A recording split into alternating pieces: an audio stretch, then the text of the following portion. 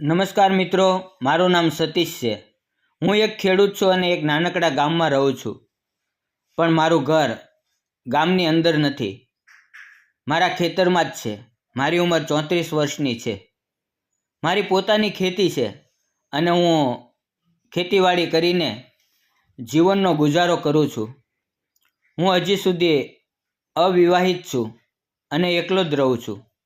મારા માતા પિતાનું અવસાન થયું ત્યારે હું બહુ નાનો હતો. એક દિવસ હું શહેરમાં થોડાક કામે ગયો હતો. કામમાં થોડું મોડું થઈ ગયું અને સાંજના 7 વાગ્યાની બસમાંથી ગામડે ઉતર્યો. મારા ગામથી મારું ઘર લગભગ 1.5 કિલોમીટર દૂર હતું. હું પગપાળા ગામમાંથી પસાર થઈ ઘરે જઈ રહ્યો હતો. રાત થઈ ગઈ હતી. લગભગ 8 વાગી રહ્યા હતા. ગામમાંથી બહાર નીકળતા જ અડધા કિલોમીટર દૂર એક સ્મશાન આવે છે. જ્યારે હું સ્મશાન પાસેથી પસાર થતો હતો ત્યારે અચાનક મારે ત્યાં નજર ગઈ. મેં જોયું કે ત્યાં એક યુવતી બેઠી હતી અને તેના રડવાનો અવાજ આવી રહ્યો હતો. તે સમયે હું પણ ડરી ગયો અને સમજી શકતો નહોતો કે શું કરું. એક ક્ષણ માટે મને લાગ્યું કે ક્યાંક કોઈ ભૂત પ્રેત તો નથી. પણ નહીં, એ યુવતી ખરેખર રડી રહી હતી. મેં હિંમત કરી અને તેની નજીક ગયો તો જોયું કે તે લગભગ 28-29 વર્ષની હતી. તેની ગોદમાં 4-5 મહિનાનું બાળક હતું. તે બાળકને છાતી સાથે ચિપકાવીને રડી રહી હતી. આ દ્રશ્ય જોઈને મારું હૃદય દુઃખથી ભરાઈ ગયું. હું તેની પાસે જઈને બોલ્યો, "તમે કોણ છો? આટલી રાત્રે સ્મશાનમાં શું કરી રહ્યા છો? તે પણ આટલા નાના બાળક સાથે?" પણ તે કંઈ બોલતી નહોતી, ફક્ત રડી રહી હતી. મેં વારંવાર પૂછ્યું, "શું થયું? કેમ રડો છો? મને બધું કહો." થોડા સમય પછી એ યુવતીએ ધીમેથી કહ્યું, "હું વિધવા છું. મારા સાસુ સસરાએ મને ઘરમાંથી કાઢી મૂકી છે." મેં કહ્યું, "આટલી રાત્રે અહીંયા સ્મશાનમાં બેસવું સારું નથી." ત્યારે તે બોલી, "આ રાક્ષસી સ્વભાવવાળા લોકો વચ્ચે રહેવા કરતાં આ સ્મશાનમાં રહેવું સારું છે. અહીં કોઈ આવતું નથી, કોઈ તંગ કરતું નથી, એટલે હું અહીં આવી ગઈ." મેં કહ્યું, "તમે મારી સાથે આવો. અહીંયા ના બેસો." પણ તે આવવા તૈયાર નહોતી. છતાં મને એના નાનકડા બાળકને અને તેને આ રીતે એકલા છોડી દેવું યોગ્ય લાગતું નહોતું. તેથી મેં તેનો હાથ પકડીને તેને મારા ઘરે લઈ આવ્યો. લગભગ 15-20 મિનિટમાં અમે મારા ઘરે પહોંચી ગયા. મેં તેને કહ્યું, "પહેલાં હાથ પગ ધોઈ લો." અને મેં પણ હાથ પગ ધોયા અને પછી અમે બંને ઘરમાં ગયા. મેં લાઇટ ચાલુ કરી. મને મોડું થઈ ગયું હતું એટલે મારી ગાયો જોરથી રંભી રહી હતી. તેમને પાણી આપવું અને ચારો નાખવો જરૂરી હતો. મેં તેને કહ્યું, "તમે થોડીવાર ઘરમાં બેસો, હું આવું છું." પછી હું ગૌશાળામાં ગયો, ગાયોને પાણી ચારો આપ્યો અને પછી પાછો આવ્યો.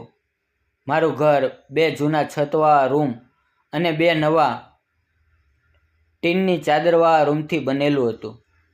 ઘર સામાન્ય હતું. જ્યારે હું અંદર ગયો તો જોયું કે યુવતી એક ખૂણામાં પોતાના બાળકને ગોદમાં લઈને બેઠી હતી. મેં તેને પાણી આપ્યું. તેણે પાણી પીધું અને બાળકને પણ પીવડાવ્યું. એ દિવસે થોડું મોડું થઈ ગયું હતું એટલે મેં ખાવાનું બનાવ્યું નહોતું. હું તરત જ રસોડામાં ગયો અને ખાવાનું બનાવવાનું શરૂ કર્યું. થોડા સમયમાં ખાવાનું તૈયાર કર્યું અને 2 થાળીઓ લઈને આવ્યો. એક થાળીમાં ભાત, શાક અને રોટલી મૂકી તેની સામે રાખી. પછી હું થોડે દૂર બેસીને ખાવા લાગ્યો. મેં તેને એક લોટો પાણી પણ આપ્યું, પણ તે ખાવાનું ખાઈ રહી નહોતી. ત્યારે મેં તેને કહ્યું, "આમ ખાલી પેટે ન બેસો. તમારે નાનું બાળક છે, તેનું ધ્યાન રાખો. ઓછામાં ઓછા 2 બટકા ખાઈ લ્યો. રડશો નહીં." તે મારી તરફ જોતી રહી. ખબર નહીં તેના મનમાં શું આવ્યું, પણ તેણે ખાવાનું શરૂ કર્યું. તેને ખાતા જોઈને હું પણ ખુશીથી ખાવા લાગ્યો. થોડા સમયમાં અમે બંનેએ ભોજન પૂરું કર્યું. મેં તેના માટે એક ખૂણામાં ચટાઈ પાથરી, તેના પર ગોદડી નાખી અને ઓઢવા માટે ચાદર આપી. પછી મેં તેને કહ્યું, "દરવાજો અંદરથી સારી રીતે બંધ કરી લેજો. હું સામેની ઝૂંપડીમાં સૂઈ જઈશ. તે કંઈ બોલી નહીં. હું બહાર આવ્યો અને સામેની ઝૂંપડી સાફ કરી, કારણ કે તે લાંબા સમયથી બંધ હતી. મેં મારા માટે પણ ચટાઈ, ગોદડી અને ચાદર લઈ લીધી. ઝૂંપડી સાફ કરીને દરવાજેથી ટીનવાળા રૂમ તરફ જોયું તો દરવાજો બંધ હતો. પછી હું ચટાઈ પાથરીને સૂઈ ગયો. પણ મારા મનમાં સતત એક જ વિચાર આવતો હતો, આખરે આ યુવતી કોણ હશે? આટલી રાત્રે સ્મશાનમાં એકલી કેમ હતી? તેના પર કઈ દુર્દશા આવી હશે? હું એ જ વિચારોમાં હતો અને ક્યારે ઊંઘ આવી ગઈ ખબર પણ ન પડી. સવાર થઈ તો હું ટીનવાળા રૂમ તરફ ગયો. દરવાજો ખખડાવ્યો તો અંદરથી દરવાજો ખુલી ગયો. બાળક રમતું હતું અને યુવતી ઉઠી ગઈ હતી. હું અંદર ગયો અને રસોડામાં ચા મૂકી. તે યુવતી મારી પાછળ આવી અને બોલી, તમે ચા ના બનાવો, લાવો હું બનાવું છું. પછી તેણે ચા બનાવી. ત્યાં સુધી હું બહાર આવીને બાળક સાથે રમવા લાગ્યો. કેટલી મીઠી અને નિર્દોષ બાળકી હતી. તેની સાથે રમતા રમતા મને ખૂબ આનંદ થયો. થોડા સમયમાં તે 2 કપ ચા લઈને આવી. હું બાળક સાથે જ બેઠો હતો. તે થોડી દૂર બેસી અને વારંવાર મારી તરફ જોઈ રહી હતી. મેં પૂછ્યું, તમે કોણ છો? ક્યાંથી આવ્યા છો? રાત્રે સ્મશાનમાં કેમ બેઠા હતા? તમને કઈ મુશ્કેલી છે? મને વાત કરો. ત્યારે તે બોલી, મારું નામ કાવ્યા છે. હું અહીંથી 50-60 કિલોમીટર દૂરની છું. 5 વર્ષ પહેલાં મારા લગ્ન સદાશિવ નામના યુવક સાથે થયા હતા. મારો પતિ સારો હતો, મને ખૂબ પ્રેમ કરતો હતો અને અમે સુખીથી રહેતા હતા. અમારી પોતાની ખેતી હતી. સાસુ સસરા હતા. બધું સારું ચાલતું હતું. લગ્નને 4 વર્ષ પછી હું ગર્ભવતી થઈ. પણ ભાગ્યે મારી સાથે મોટો આઘાત કર્યો. મારા પતિનું એક અકસ્માતમાં મૃત્યુ થયું. હું એકલી રહી ગઈ. ઘણું દુઃખ થયું, પણ ગર્ભમાં બાળક માટે જીવવું ફરજિયાત હતું. કેટલાક મહિનાઓ પછી મેં એક સુંદર બાળકીને જન્મ આપ્યો. પણ મારા સાસુ સસરા અને દેવર મને નાપસંદ કરવા લાગ્યા. તેમને લાગ્યું કે હું સંપત્તિ પર હક જમાવીશ. દેવર તો મારી સાથે છેડછાડ કરતો. મને બહુ ખરાબ લાગતું હતું. તેથી મેં ઘર છોડી દીધું અને એક મંદિરમાં જઈને રહેવા લાગી. ત્યાં પણ કેટલાક યુવકો બુરા ઈરાદાથી નજર કરવા લાગ્યા. મને ક્યાંય સુરક્ષિત લાગતું નહોતું. અંતે મેં નક્કી કર્યું કે સ્મશાનમાં રહીશ, કારણ કે ત્યાં કોઈ આવતું નથી, કોઈ તંગ કરતું નથી. પણ એ જ રાત્રે તમારી સાથે મારી મુલાકાત થઈ. તમે મને તમારા ઘરે લઈ આવ્યા. તમારો સ્વભાવ ખૂબ સારો છે. તમે મારી સાથે કોઈ ખરાબ વર્તન કર્યું નહીં. મને નવો રૂમ આપ્યો અને તમે જાતે ઝૂંપડીમાં ગયા. તમે ખરેખર સારા માણસ છો. ચા પીધા પછી તે બોલી, હવે મારે જવું પડશે. મેં પૂછ્યું, ક્યાં જશો? તમારું કોણ છે? તે બોલી, મારું કોઈ નથી. હું અનાથ છું. આ સાંભળીને મને ખૂબ દુઃખ થયું. તે જવા લાગી. મેં તેને કહ્યું, ક્યાં જશો? અહીંયા જ રહો.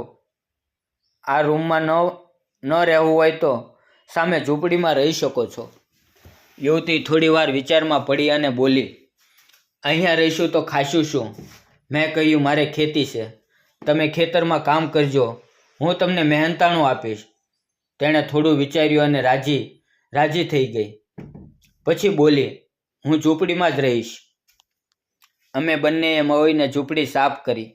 મેં તેને થોડા વાસણો આપ્યા, ચૂલો બનાવ્યો, અનાજ દાળ આપી. મારે 3-4 એકર ખેતી હતી. રોજ ખેતરમાં કામ કરવા આવતી. અમે બંને મળીને બધું સંભાળવા લાગ્યા. ધીરે ધીરે દિવસો પસાર થયા. કાવ્યાને અહીં આવ્યાને 1 મહિનો થઈ ગયો. તે રોજ મારા માટે ખાવાનું બનાવતી, ખેતરમાં ટિફિન લઈને આવતી. તેની પાસે ફક્ત 2 સાડીઓ હતી. તે વારંવાર પહેરતી. કાવ્યા મને બહુ ગમવા લાગી. તે સુંદર હતી. કાળા નયન, લાંબા વાળ, સાદગી ભર્યો સ્વભાવ. એક રવિવારે હું બજારમાં ગયો અને આવતા સમયે તેની માટે 2 સાડીઓ, બાળકી માટે કપડાં અને મીઠાઈને નાસ્તો લાવ્યો. આ જોઈને કાવ્યાની આંખોમાં આંસુ આવી ગયા. તે મારી તરફ જોતી રહી. અમારી નજરો મોઈ ગઈ. તેણે ધીમેથી પૂછ્યું, તમે મારા માટે આ બધું કેમ કરો છો? મેં હસીને કહ્યું, ખાસ કોઈ કારણ નથી, ફક્ત માનવતા નાતે કરું છું. તે બોલી, હું તમારો આ ઉપકાર કેવી રીતે ઉતારું? મારા પોતાના લોકોએ ક્યારેય ન કર્યું તે તમે કરો છો. થોડીવાર પછી તેણે ભોજન બનાવ્યું અને મને બોલાવ્યો. આજે તમે મારા ઘરે ભોજન કરવું પડશે. હું ઝૂંપડીમાં ગયો. તેણે ઝૂંપડી સુંદર રીતે સજાવી હતી. નાનકડું દીવડું જલતું હતું. બાળકી ઊંઘી ગઈ હતી. ભોજન ખૂબ પ્રેમથી તૈયાર કરેલું હતું. અમે ભોજન કરવા બેઠા. તે વારંવાર મારી તરફ પ્રેમથી જોઈ રહી હતી. તેના ચહેરા પર એક અનોખી ખુશી હતી. તે દિવસે મને કાવ્યા બહુ નજીક લાગી. ભોજન પછી તેણે પૂછ્યું, તમે એકલા કેમ છો? તમારા માતા પિતા ક્યાં છે? તમારા લગ્ન નથી થયા? મેં કહ્યું, હું નાનો હતો ત્યારે માતા પિતા ગયા. એકલો જ ઊભો થયો. થોડું ભણ્યો અને ખેતી કરું છું. હજી સુધી લગ્ન નથી થયા. આ સાંભળી કાવ્યા દુઃખી થઈ. મારી તરફ જોઈ રહી. મેં ધીમેથી તેના હાથ પકડી લીધા. તે મને સતત જોઈ રહી હતી. એ સમયે મને મારા દિલની વાત કરવાનું મન થયું.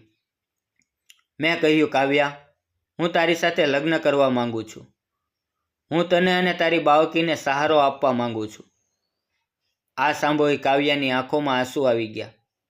તે ઘણો સમય મને જોતી રહી. પછી રડી પડી અને માથું મારી છાતી પર મૂકી દીધું. કેટલાય દિવસો પછી અમે એકબીજાને વધુ સમજવા લાગ્યા. અમારો પ્રેમ ગાઢ બનતો ગયો. 10-15 દિવસ પછી અમે લગ્ન કરવાનો નિર્ણય લીધો. ગામની નજીકના મંદિરમાં સાદી રીતે લગ્ન કર્યા. હવે અમે ખુશીથી દાંપત્ય જીવન જીવવા લાગ્યા. અમારી બાળકી પણ મોટી થવા લાગી. જીવન ખુશી અને સંતોષથી ભરાઈ ગયું. મિત્રો, તમને શું લાગે છે? મેં અને કાવ્યાએ લગ્ન કર્યા એ સાચું કર્યું કે ખોટું? તમારા વિચારો જરૂર જણાવો. જીવન ક્યારેક એટલું કઠિન બની જાય છે કે માણસ તૂટી જાય છે. પરંતુ એ સમયે જો કોઈ આપણું હાથ પકડીને ઊભું કરે, આપણું દુઃખ સમજે, તો એ માણસ આપણા માટે દેવતા સમાન હોય છે. સતીશે કાવ્યાને સહારો આપ્યો અને કાવ્યાએ ફરીથી જીવન તરફ જોવાનું શરૂ કર્યું. સમાજ શું કહેશે એની ચિંતા કર્યા વગર. જો દિલમાં સાચો પ્રેમ અને માનવતા હોય તો એ સંબંધ ટકાઉ બને છે.